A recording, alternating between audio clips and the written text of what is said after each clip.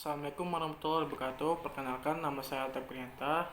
Saya NPM saya 207052696, kelas dari A2, mata kuliah Sistem Manajemen Keselamatan K3, Fakultas Vokasi D4 K3. Hari ini saya akan menjelaskan apa saja yang saya ketahui dan pelajari sistem manajemen K3. Nah, pertama-tama saya akan menjelaskan apa itu definisi SMK3. SMK3 adalah bagian dari sistem manajemen perusahaan secara keseluruhan dalam rangka pengendalian risiko yang berkaitan dengan kegiatan kerja guna terciptanya tempat kerja yang aman, efisien, dan produktif. Nah, tujuan penerapan SMK3 yaitu meningkatkan efektivitas perlindungan keselamatan dan kesehatan kerja yang terencana, terukur, terstruktur, dan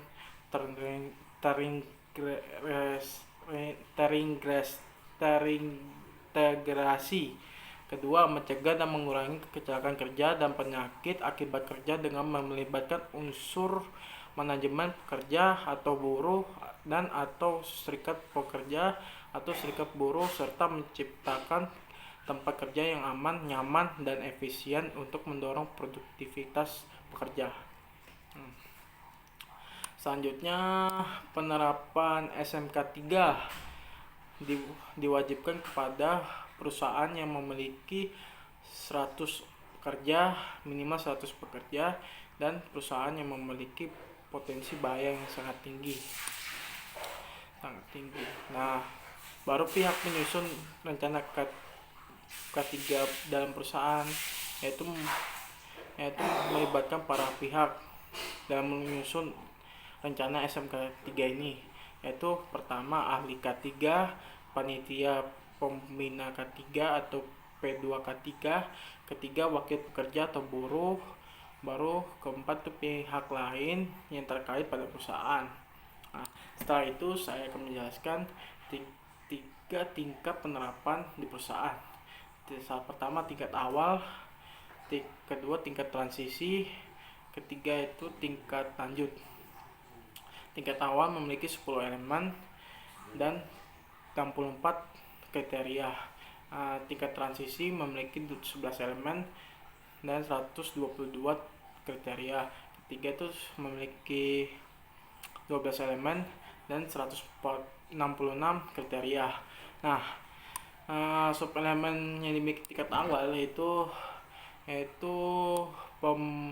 pertama yaitu pembangunan dan pemeliharaan komitmen, kedua itu strategi pendokumentasian, ketiga peninjauan ulang desain dan kontrak, keempat itu pengendalian dokumen, kelima pembelian, ketujuh itu standar pemantauan, keenam itu pelaporan perbaikan, ke-8 itu pelaporan dan perbaikan, ke-9 itu pengelolaan material dan perpindahannya. Nah, 10 itu pengembangan keterampilan dan kemampuan. Nah, untuk tingkat transisi itu sama seperti tingkat awal, 10 subelemennya sama, cuma ditambah satu yaitu pengumpulan dan penggunaan jasa. Nah, tingkat lanjut juga sama, 11 elemennya sama seperti sebelumnya tingkat transisi, cuma ditambah satu yaitu audit SMK3. Nah, tingkat penerapan SMK3 berdasarkan sifatnya itu ada 3 sih yang saya ketahui, yaitu tingkat kategori kritikal, yaitu perusahaan yang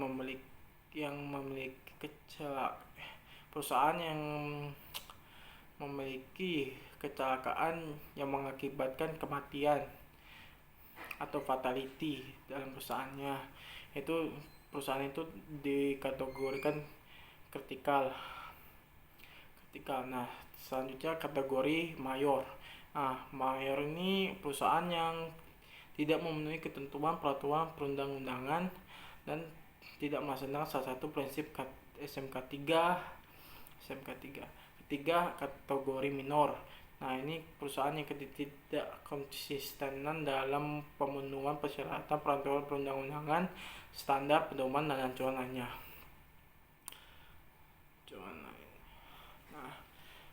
Nah, elemen satu ini sub elemen satu pembangunan dan pemeliharaan komitmen itu terdapat beberapa kriteria, yaitu susunan pengurus P2K3 didokumentasikan dan diinformasikan kepada tenaga kerja. Nah, ini baru P2K3 mengadakan pertemuan secara teratur dan hasilnya disebarluaskan di tempat kerja. Ini bertujuan untuk supaya pekerja mengetahui potensi bahaya dalam pekerjaan mereka, dan supaya pekerjaan mereka nyaman dan efisien dalam bekerja. Kedua tuh strategi pendokumentasian. Nah, strategi pendokumentasian terdapat prosedur pendokumentasi untuk diidentifikasi potensi bahaya, penilaian dan pengendalian risiko. Ketiga itu peninjauan ulang desain dan kontrak, yaitu prosedur yang terdokumentasi mempertimbangkan identifikasi potensi bahaya, penilaian dan pengendalian risiko yang dilakukan pada tahap perencanaan dan modifikasi. Keempat itu pengendalian dokumen. Suplemen keempat pengendalian dokumen, yaitu dokumen K3 mempunyai identifikasi status, wewenang, tanggal pengeluaran dan tanggal modifikasi. Ini supaya bisa mengetahui dokumen siapa dan tanggal kapan dikeluarnya dan tanggal kapan diubahnya. Nah, ini tanggal diubahnya. Nah, selanjutnya itu elemen pembelian. Subelemen pembelian, yaitu terdapat prosedur yang terdokumentasi yang dapat menjamin bahwa spesifikasi teknik dan informasi lainnya yang relevan dengan K3 telah diperiksa sebelum keputusan untuk membeli. Nah, selanjutnya saya akan lanjut ke standar pemantauan, yaitu elemen ketujuh. Standar pemantauan ini yaitu menjelaskan tentang pemeriksaan pemantauan atau pengukuran lingkungan kerja, peralatan, pemeriksaan atau inspeksi, pengukuran dan pengujian, dan pemantauan kesehatan tenaga kerja. Nah, yang saya ketahui dalam elemen ini yaitu infeksi tempat kerja dan cara kerja dilakukan secara teratur. Ini bertujuan supaya bisa mengukur SMPK 3 dan efektivitas para pekerja untuk mendorong produktivitas kerja mereka. Nah, selanjutnya yaitu pemantauan kesehatan tenaga kerja, yaitu pemeriksaan kesehatan wajib kepada pekerja yang bekerja di tempat kerja yang memiliki risiko tinggi. Nah, ini sangat penting di perusahaan supaya bisa mengetahui siapa yang memiliki penyakit yang berbahaya dan mencegah penularan kepada pekerja lainnya. Selanjutnya yaitu elemen ke-8, pelaporan dan perbaikan. Pelaporan yang saya ketahui yaitu pelaporan perbaikan ini meliputi pelaporan bahaya, pelaporan kecelakaan, pemeriksaan dan pekerjaan kecelakaan, penanganan masalah. Nah, pelaporan bahaya ini yaitu memiliki prosedur atau SOP tentang cara pelaporan bahaya yang berhubungan dengan K3, dan prosedur ini diketuai oleh tenaga kerja supaya para pekerja bisa mengetahui SOP pada perusahaan dan tidak menimbulkan kecelakaan. Nah, itu pelaporan kecelakaan. Pelaporan kecelakaan itu harus meliputi dokumentasi yang menjamin bahwa kecelakaan kerja, penyakit akibat kerja, PAK, kebakaran atau peledakan, kejadian berbahaya lainnya. Nah, selanjutnya saya akan menjelaskan pengelolaan material dan perpindahan. Nah, pada elemen 9 pengelolaan material dan perpindahannya. Nah, ini yang saya ketahui dalam pengelolaan material dan perpindahannya itu penanganan secara manual dan mekanis. Nah, dalam pengenalan secara manual dan mekanis yaitu sistem pengangkutan, penyimpanan, dan pembuangan. Baru juga terdapat prosedur yang menjamin bahwa bahan disimpan dan dipindahkan dengan cara yang aman sesuai dengan peraturan perundang-undangan. Nah, selanjutnya itu pengendalian bahan kimia berbahaya. Bahan kimia berbahaya. Nah, perusahaan telah mendokumentasikan dan menerapkan prosedur mengenai penyimpanan, penanganan, dan pemindahan bahan kimia berbahaya atau BKB sesuai dengan persyaratan perundang-undangan, standar, dan pedoman teknis yang relevan.